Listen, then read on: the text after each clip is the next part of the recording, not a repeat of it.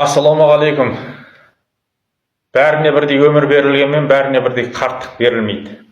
Қарттық жасқа келіп, тойға барып қалсаңыз, той түндігін томағасын сыпырып, батасын беріңіз деп, алқалы жұрттың алдына шығарған кезде не айтарыңызды білмей қалып жүрмеңіз.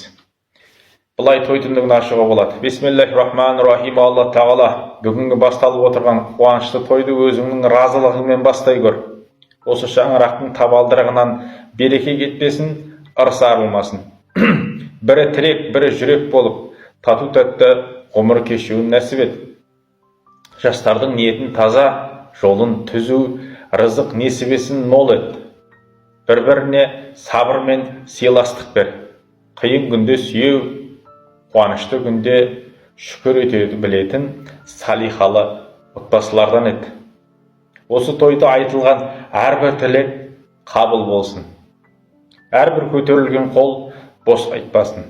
Ұрпағын иманды, ниетін көркем, еліне пайдалы, ардақты перзенттерден ете көр.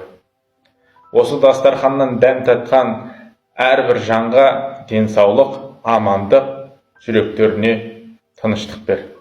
Я Раббым, бүгінгі қуаныш ертеңгі берекенің бастамасы болуын нәсіп ет.